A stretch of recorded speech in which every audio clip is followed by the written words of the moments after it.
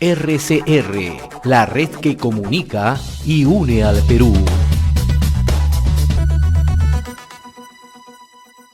Nosotros vamos a hablar de este dispositivo ya oficializado el día de ayer con el exministro de Educación, el doctor Idel Bexler Talledo, a quien le damos la bienvenida. Muchas gracias, doctor Idel Bexler, por este contacto con Enlace Regional. Muchas gracias por la invitación y un saludo a todos los amigos oyentes y televidentes. Ahora, doctor Idel Bexler, hay que indicar también a la población, a los padres de familia que nos están escuchando, que este retorno a las clases presenciales ya oficializada para marzo del próximo año es obligatorio, ¿no? Y no es negociable. Hay muchos padres que aún he escuchado a muchos que todavía tienen el temor de mandar a sus hijos al colegio y hay que precisar que es obligatorio el retorno presencial. Bueno, mire, en la mayoría de países del mundo hace tiempo que la presencialidad ha vuelto. Si se presenta un problema, se focaliza y se declara cuarentena solamente del salón. Pero no podemos seguir más con educación a distancia por radio y televisión, ni tampoco con clases virtuales en los colegios particulares. Los aprendizajes y el desarrollo socioemocional está afectado. Imagínense 2 grados en inicial, los de cuarto y quinto de secundaria. Por eso es que, si bien hay un dicho que dice, más vale tarde que nunca, porque esta norma debió salir en octubre o a comienzos de noviembre, creo que es una buena noticia que por fin se hayan publicado los criterios para el desarrollo de las clases presenciales. En principio, a mí me parece bien que la norma esté apostando por la presencialidad. En segundo lugar, me parece bien que el Ministerio de Salud haya sido lo suficientemente flexible para bajar el distanciamiento social de 1,5 metros a 1 metro.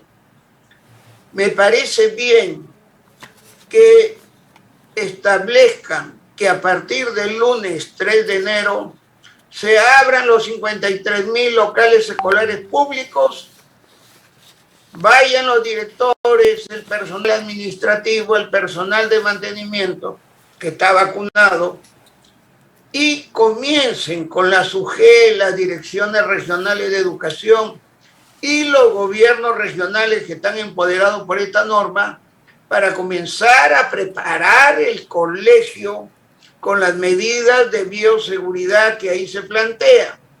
Por ejemplo, hay que limpiar el colegio, hay que ver el tema del mobiliario, tiene que haber agua segura, hay que instalar algún lugar para el lavado de manos o un lugar para la desinfección con alcohol. Sobre todo en los colegios, se pueden hacer, sobre todo en los colegios públicos. Pero eso hay que hacerlo para ayer.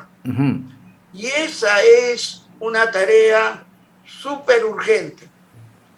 Termino esta parte diciéndole que a mí me hubiese gustado que sean más horas de clases diarias.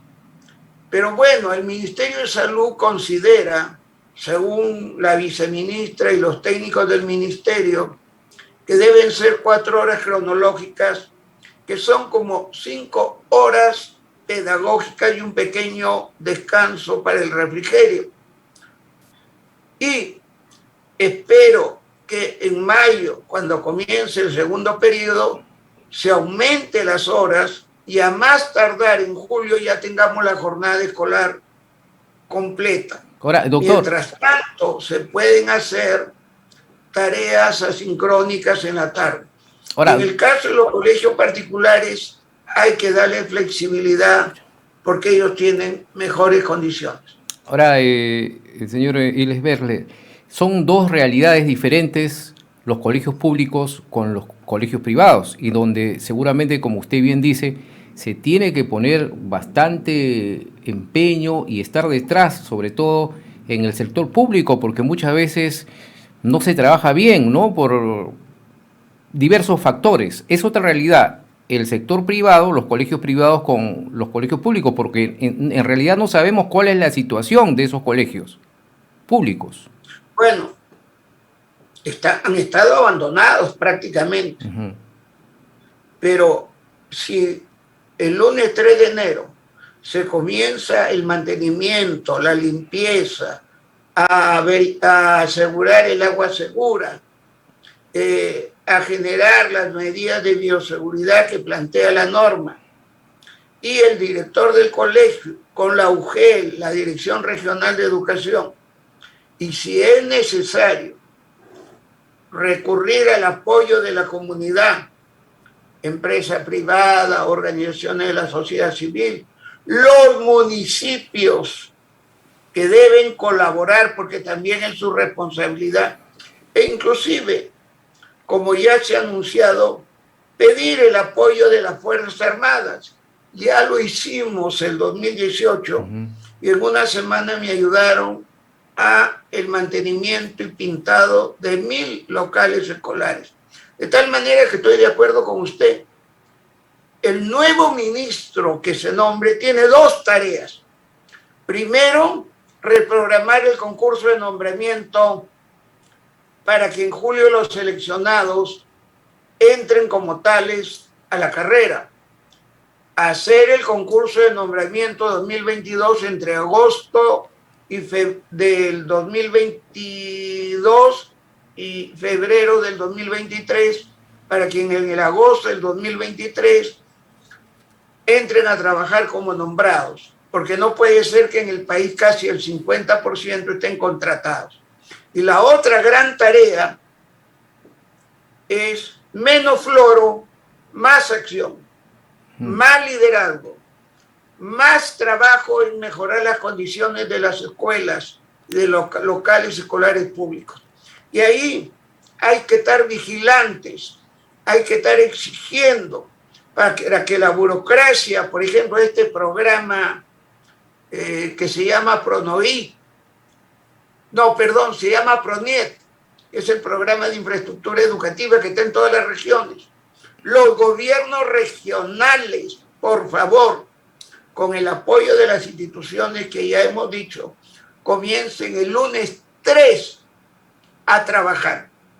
Tenemos que estar detrás de eso, porque el ministerio y a los gobiernos y a las organizaciones educativas les encantan los congresos, las conferencias, los papeles, la consultoría, las asesorías. Eso dejarlo de lado.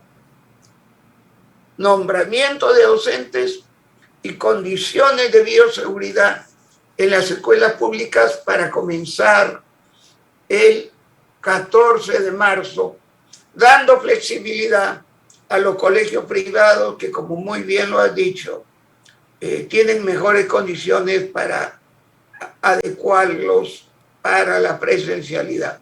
Ahora, lo otro que creo es que espero que después del segundo periodo, que es en mayo, se aumenten las horas cronológicas, con lo cual podemos cubrir ya las horas pedagógicas en primaria e inicial. Y en julio, a más tardar, podría llegarse a el total de las horas pedagógicas, que en secundaria son 7. Ahora, profesor Wexler, para que tengan conocimiento los oyentes, la norma dispone un máximo de 4 horas cronológicas diarias en contextos urbanos en una primera fase. ¿Es igual estas 4 horas cronológicas para primaria y secundaria o hay una diferencia? Es igual para inicial, primaria y secundaria, según lo que yo he leído. Porque ahí había una duda. Para inicial son más o menos 5 horas y media pedagógicas, suficiente. En primaria el número de horas son pedagógicas, son 30. estamos ahí en líneas generales muy cerca. En secundaria sí faltaría porque son 35 horas semanales. Pero le digo, el plan es que mejorando las condiciones de bioseguridad, mejorando el índice del contagio y de la pandemia, podamos avanzar rápidamente a más horas cronológicas y a más horas pedagógicas. Pero eso, que es fundamental, tiene que tener como acción previa y urgente preparar los locales escolares públicos para las clases presenciales. Y ahí hay que estar detrás. Los medios de comunicación tienen que jugar un rol importante. Y hay que estar detrás de los gobiernos regionales, de las direcciones regionales de educación, de la SUGEL, de los directores del colegio, para que esta preparación se haga a partir del lunes 3 de enero. Ahora, doctor Bexler, estamos ya prácticamente contra el tiempo. Sabemos ya de la situación que ha tenido el exministro de Educación, el señor Gallardo, tras esta censura y la renuncia oficializada ya por el Poder Ejecutivo. Pero a pesar de ello, de darle tanta importancia, y hemos escuchado mucho al presidente Pedro Castillo, no se nombra aún a un reemplazante en esta cartera importante que es del Ministerio de Educación. Ahora, bien lo ha dicho usted, se tiene que trabajar. ¿Y cuál es su opinión? Porque se ha politizado mucho este sector de educación. ¿Cuál debe ser el perfil de este nuevo ministro, a su opinión, doctor Bexler? Puede politizarse en el sentido de que la educación debe ser democrática, inclusiva, con equidad, con calidad, y eso se llama políticas educativas. En eso yo no veo ningún problema. El tema es cuando hay una cuestión ideológica, político-partidario, y hay una postura sindical y radical. El nuevo ministro tiene que ser un educador, primero.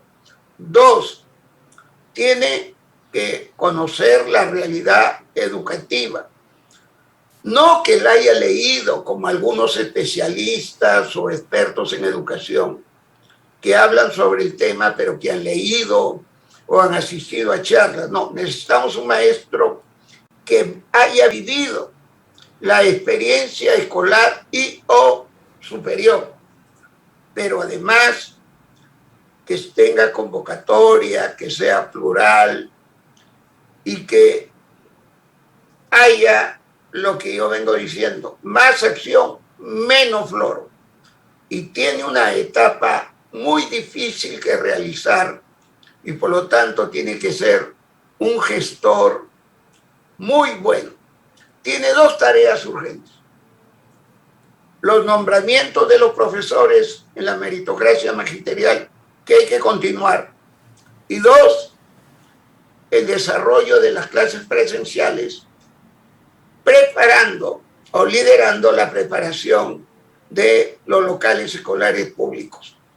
Todo en un marco de flexibilidad, de liderazgo y priorizando a los alumnos que ya no pueden seguir afectándose en los aprendizajes y en su bienestar emocional. Ahora, ¿cuál es su opinión respecto,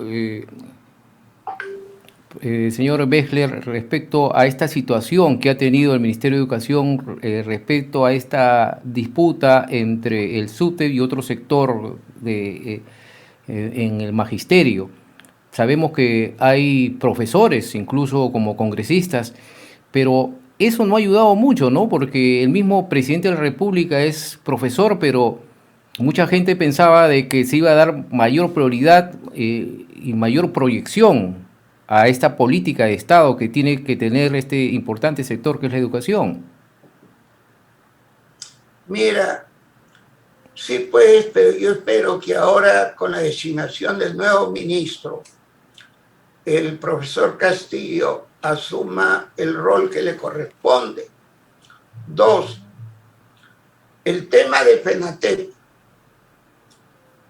que ha sido reconocido de manera expresa, está ahí, pero también está el SUTEP, que creo que es el sindicato mayoritario. Yo no digo que no trabajen con los sindicatos, su pliego de reclamos, el diálogo y sobre todo con el sindicato mayoritario. Pero esa es una cosa no fundamental, digamos, en las circunstancias actuales. En ese sentido, no puede coparse el Ministerio de Educación de líderes sindicales, porque el sindicalismo no tiene nada que ver con la gestión. La gestión requiere manejo de los conceptos de calidad educativa, de factores intervinientes, de evaluaciones, de mejora de los medios para aprender, el mejoramiento de la calidad de los maestros y en este caso el reinicio de las clases presenciales y el nombramiento docente. Si van a nombrar un ministro con el perfil del profesor Gallardo, creo que el gobierno se equivocaría. Ahora, usted también hemos escuchado, cuando hemos dialogado también en RCR, ha mostrado su preocupación por la continuidad de la reforma magisterial y de la carrera meritocrática. ¿Cómo exigirle al nuevo ministro y al gobierno una claridad sobre este tema, por favor?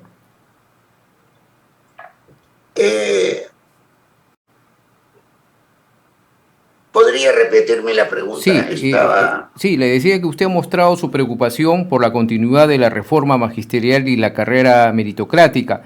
¿Cómo se le puede exigir a este nuevo ministro que se le va a nombrar ya en las próximas horas y al gobierno una claridad sobre estos temas? Bueno, tiene que nombrar a un ministro que esté de acuerdo con la meritocracia magisterial, porque si va a estar en contra, la comunidad educativa, los maestros, los medios de comunicación, lo van a petardear y lo van a criticar fuertemente. Yo creo que el país ya entendió que la meritocracia magisterial, que la carrera pública magisterial, que las evaluaciones de desempeño, de ascenso, de nombramiento, la capacitación docente, son fundamentales para mejorar la calidad educativa y los aprendizajes con los alumnos. Y ahí tiene dos tareas urgentes que hacer, que la ley lo obliga. El nombramiento 2021 y el nombramiento 2022. El nombramiento 2021, reprogramarlo para el primer semestre, el nombramiento 2022 para el segundo semestre. Y luego, reitero, el desarrollo de las clases presenciales. Las clases, el desarrollo de los aprendizajes en el sistema educativo es lo central para el Ministerio de Educación. Y entonces espero que el profesor Castillo y los profesores congresistas entiendan que las prioridades no son político-partidarias, son prioridades de la mayoría de alumnos de bajos recursos que van a la escuela pública y que ya se han visto afectados durante 2 años. Y en ese sentido, el Estado tiene que actuar con criterio de liderazgo, con gestión y sin hacer proselitismo político partidario, ni tratar de copar el ministerio con dirigentes sindicales del FENATEP.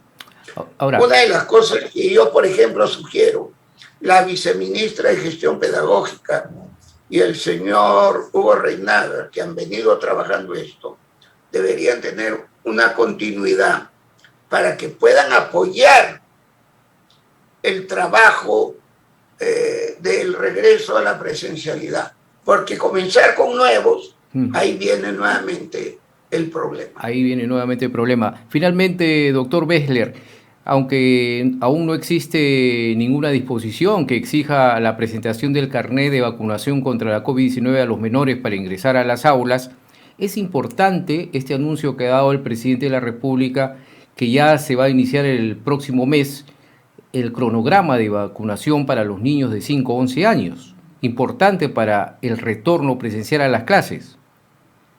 En eso hay que saludar al Ministerio de Salud. La vacunación va muy bien. Yo creo que en el caso de los docentes y no docentes, a febrero van a tener las 3 vacunas y vamos a tener a los alumnos hasta los 5 años vacunados, lo cual es un acierto y creo que vamos a llegar en esas condiciones para que los padres de familia estén tranquilos. Yo también le quiero decir a los padres de familia que yo hubiese preferido que sean 6 horas cronológicas, pero el Ministerio de Salud cree que no es el momento que estén más de 4 horas en la escuela, pero también dice que eso es transitorio, lo cual implica que si el índice epidemiológico baja, a lo mejor en mayo o en julio a más tardar, se completará la jornada escolar tal como corresponde. En el ámbito urbano, porque en el ámbito rural sí la jornada es completa. Y en el caso de los privados, les está dando también flexibilidad para organizarse de la mejor manera.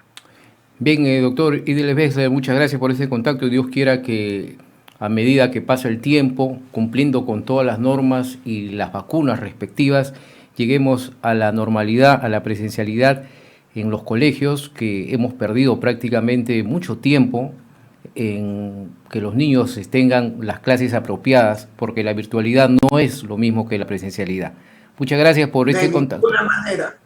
Menos floro, más acción. Eso es muy importante. Muchas gracias, doctor Idiles Bessler, por ese contacto. RCR, la red que comunica y une al Perú.